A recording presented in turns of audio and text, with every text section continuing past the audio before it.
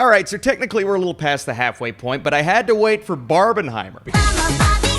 Now, I expect this to change by the end of the year, but today we're talking my top 10 movies of the year so far. Let's do it. What's up, Flick fans? Welcome back to the channel. We've had some good, we've had some bad, and some in between, but 2023 has brought us some absolute awesome movies. Today, we're going to talk about it. Which movie tops my list? It may not be the movie you expect because I've seen some more than once. I can't do this without you, though. What film did you expect to crack my top 10 but didn't? And which out of my top 10 is your absolute favorite of 2023 so far?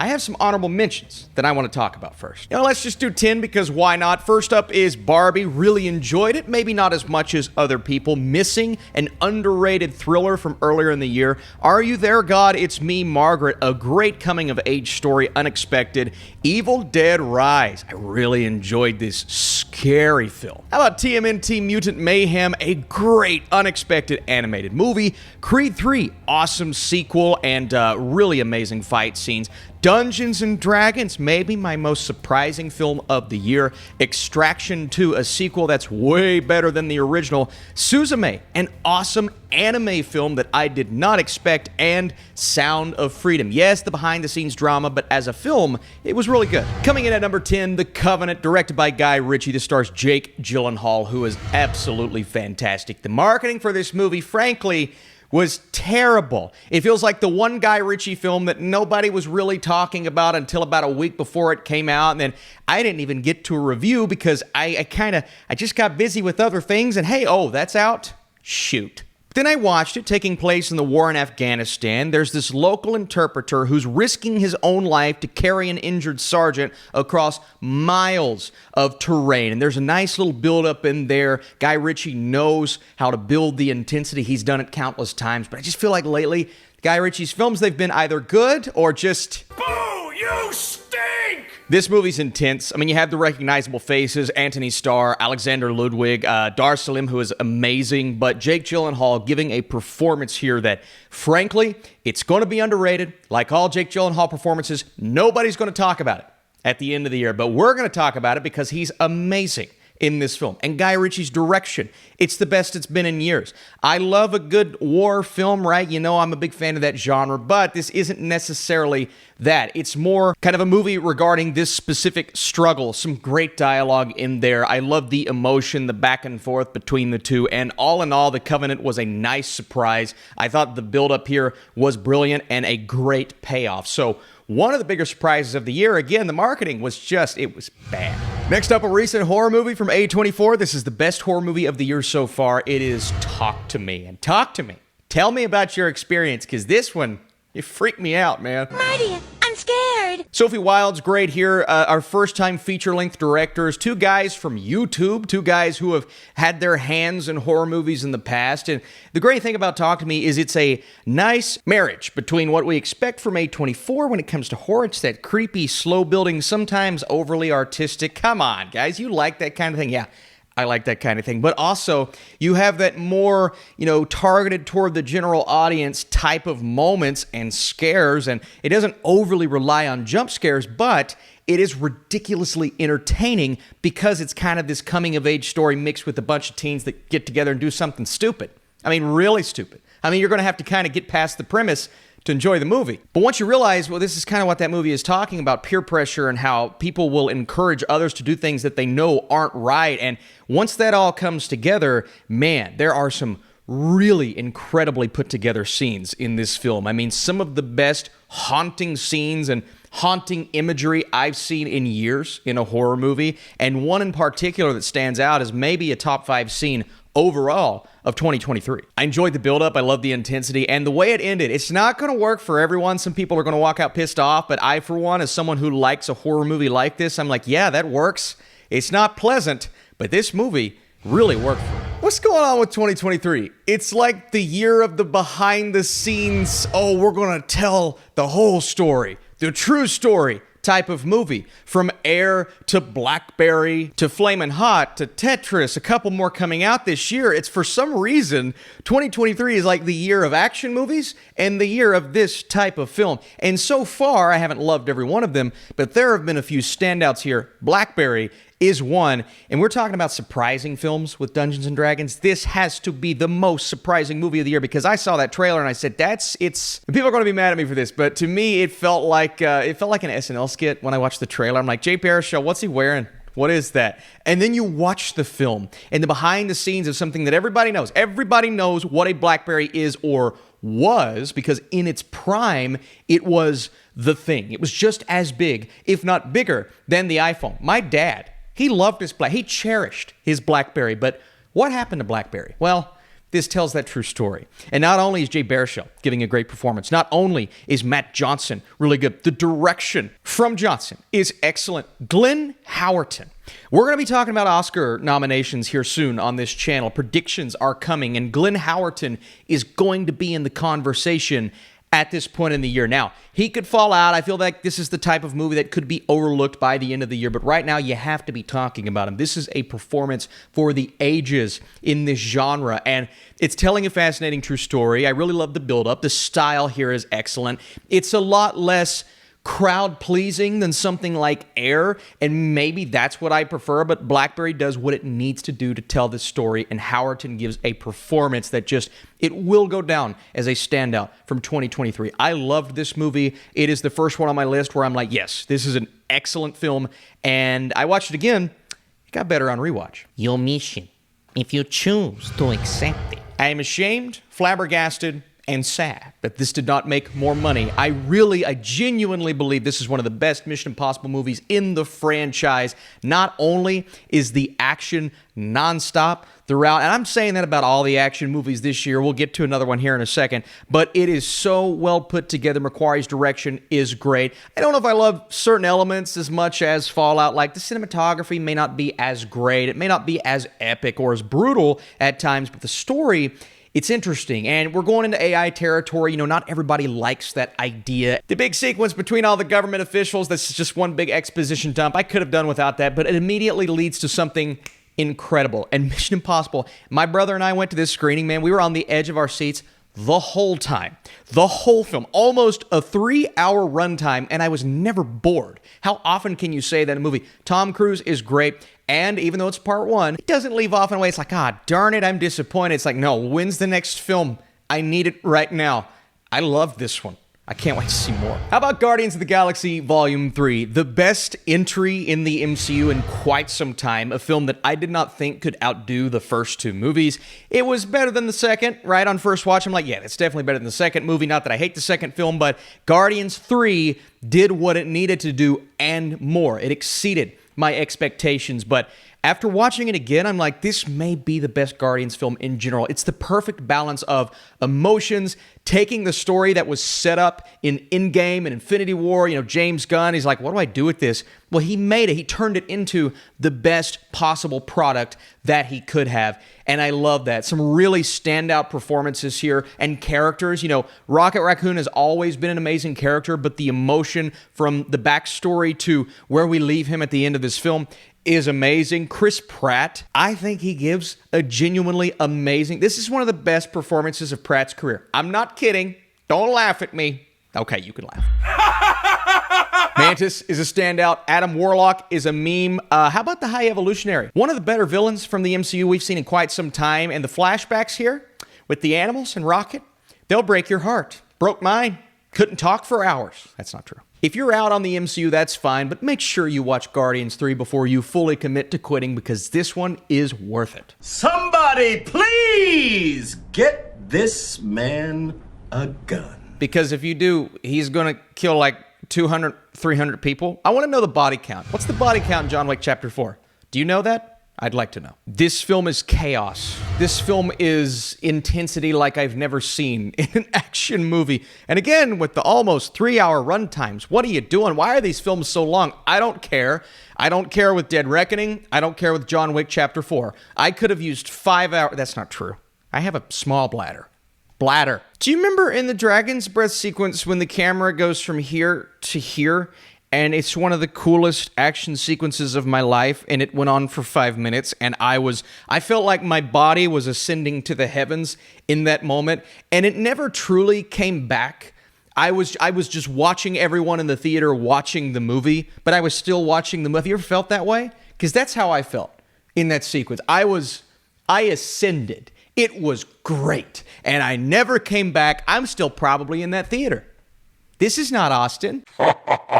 What a great film, beloved from top to bottom. Some people agree that this is the best John Wick film. I am one of those people. I believe this is clearly the best of the franchise. Not only does it have the most action, but the story, it never becomes too much. It's still simple, but it's simple in a way that works, and there is a complexity to it, and they're continuing to do this world-building thing, introducing new great characters. Keanu Reeves, say what you will about his acting when it comes to reading dialogue, but the physicality in this role, specifically this performance, some of the best I've ever seen in an action movie. I know there are stunt doubles, but he said he did like 90% of the stunts. That's insane. In the heat of battle, he don't miss. No. In the heat of controversy, he don't miss. I don't want to say too much about Past Lives. I still haven't released my review. I'm looking for the right time to release that. But I want to talk about how this is such a beautiful, amazing, real romance that you rarely see in a film because we often try to become overly theatrical, something that's trying its best to be real, but it doesn't quite come across as legit. And I think a great example of a film like this is really the Before trilogy. It does such a good job showing us how real romance works and how a relationship, it doesn't always play out in the way that you expect. And sometimes those that we love and hold closest to us, well, they can go down a different path. And that's how our characters are handled in this film, played by Yoteo and Greta Lee, and both of them are just spectacular. But I love our direction here. Celine Song's direction is some of the best I've ever seen in a romance. Like, it's not my favorite genre, but when it's handled like this, you can start to take pieces from these relationships and apply them to your life. And I was able to relate to portions of this film in a very different way, but because it spoke to me like that, I was so on board. But Celine Song just adds so much to every shot. The cinematography, the script. This is a movie that will get nominated for Best Picture. It's not going to work for everyone. I feel like if I show this to my brother, he may say, well, that was kind of boring, but it really all comes down to how you look at a romantic film like this. And for me, it was absolutely beautiful. Past Lives, I'm going to talk about it more, but yeah. This is kind of what I was talking about earlier with Blackberry and Tetris and all of those movies. And Blackberry was great, but it was handled in a very different way than Air. Air is that crowd pleaser. Air is built for not only basketball fans. It's not necessarily a basketball movie, but you're taking the most iconic player of all time and showing us the true story of how he is making most of his money right now. At least I would assume, because you see at the end, oh my God, Michael Jordan, a brilliant businessman. Well, he is, but this is the story that revolves more around his mother, her influence, the decision-making there, the belief that Nike had in Michael Jordan before he was Michael Jordan, and the performances that capture these real-life individuals are just, I mean, they are magnificent. And Ben Affleck, Jason Bateman, they're not going to get Oscar nominations, neither is Chris Tucker, but the performances here, I mean, I could watch this movie 5 or 6 more times and never get tired of it, because it's not only hilarious at times, it's not only real at points, the back and forth, the dialogue specifically between Bateman and Damon, but you have Matt Damon coming in and giving one of the better performances of the last decade from his filmography and just nailing the tone. It's upbeat, it's fast-paced. One of the best parts about this film for me is the soundtrack. It captures the 80s. I mean, you get that big montage at the beginning, you know what you're in for, but it captures it perfectly. And then you have the compelling true story. It's one of the coolest true stories I've ever seen, being such a big fan of Michael Jordan, my favorite player of all time. And some people are like, why did they never show Michael all this stuff? But I'm okay with those decisions because it shouldn't be about that. It's about what actually happened behind the scenes and the jump that Nike made. Yeah, a lot of this information, I had no clue it was a thing until I watched this movie, and then I watched it again, and again, and the next day. And the next day, and the next day, and the next day. Phone call, Mr. Plankton. And the next day. Okay, I know a lot of you expected this to be number one. There has been a switch at the top. If you follow me on Letterboxd, I did not let you in on this secret. I wanted to save it. But let's talk about Across the Spiderverse, because this is in no way a knock on this film. It's almost a perfect animated movie. My few complaints would be It does, in its own way, feel like a part one. And, well, that's about it. Stunning animation, great character work, making Gwen just as prominent and prevalent as Miles. But the film is still all about Miles, right? You have that 1-2 punch of Miles and Gwen, the presence of Spider-Man 2099, and the voice cast behind everyone, Peter B. Parker, and you got people like Daniel Kaluuya coming in and just owning his scenes, owning his moments. The idea that this was not only as good as Into the Spider-Verse, which was a stunning revelation for animation and superhero movies, but maybe better, I still haven't fully decided, but it's on the right track for me to say, yeah, it could be even better than Into the Spider-Verse. I cannot wait to watch this again. I've already seen it twice. It was a brilliant theatrical experience. The animation is revolutionary on so many fronts. All of the detail, and we understand that the behind-the-scenes process, these people, they worked their asses off on this film, from the voice cast to the animators to everyone involved, and I'm sure they were overworked when it comes to getting something like this out, but the results, they can hang their hat on the idea that this was an absolutely beautiful, stunning, amazing animated movie, and it was better than almost all of the other movies that have come out in 2023. It's brilliant. And there you have it, folks. I made the decision. I pivoted. I switched. I haven't updated my Letterboxd. I haven't updated any of you all until right now. Oppenheimer, not only a stunning achievement, one of Nolan's best films, it is, for me, the experience of the year. This is a movie that will go down as one of the most pivotal and influential films of Nolan's filmography. And yes, this is the same director that tackled Interstellar, Inception, and The Dark Knight. Now, is Oppenheimer as good as those films? Yes, I believe it is.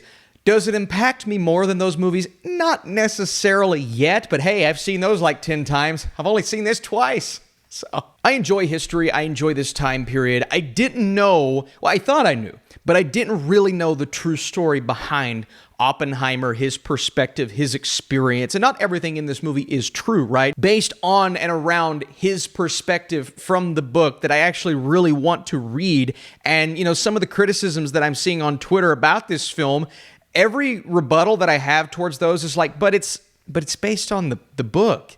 And it's from Oppenheimer's perspective. So why would you have this huge scene showing the actual attacks? Why would you show us all of these moments that weren't actually from the perspective of Oppenheimer? And we do have another perspective in this film, the black and white sequences from Strauss and his character, and RDJ giving one of the best performances of the year. This could be, will be, an Oscar nomination, maybe win for him. But I look at this film as something that no one could have done a better job telling this specific story. Yes, it's a bit lengthy. Yes, the final 30 minutes, it does feel like it ends, and then you have 30 more minutes in the movie, and you have to watch this back and forth court case. But taking that, separating it from the rest of the movie on its own is fascinating. It's just you've sat through a whole movie at that point, so you're probably like, I have to pee. But the fact that I couldn't find time to pee in 3 hours, that's saying something. I have a small bladder. Did I say that already? Cillian Murphy, Oscar nomination. Emily Blunt, Oscar nomination. RDJ, like I said. I think Matt Damon should be looked at more. Alden Ehrenreich was amazing. I keep talking about Jason Clarke. I will never shut up about Jason Clarke in this, but there's a Safdie brother. He's spectacular. The filmmaking, the cinematography, we know how good Hoyt van Hoytema is. This is on another level, in my opinion. Maybe some of the best cinematography in his career. The score, Ludwig Göransson, I haven't stopped listening to it. It's a fascinating true story. It is like the high point of Nolan's career when it comes to a script, a screenplay. Everything when it comes to filmmaking he masters. I need to shut my mouth. I genuinely believe I could talk about Oppenheimer for days, but I could talk about my top 10 for days. This has been an incredible year for top tier movies. Now, there have been some bad films. There have been disappointing films. Movies that I thought were overhyped, and movies that were, what do the kids say, mid? They were mid. You're lame. But there it is. There's my list. I have to know. What do you guys think? Should have been in my top 10. Should not have been an honorable mention. What movie did I miss? You got me on Letterboxd. You know what movies I've seen. What do I need to see? What deserves to be talked about more? But we still have a lot left this year. This list, it's going to change. It may switch here and there. We still have films like Dune 2, maybe, Killers of the Flower Moon. I have a good feeling about the rest of the year, and it could end up being one of the best years of the decade as a whole. Thanks so much for watching, and did I just say as a whole? That's gross. Bye-bye.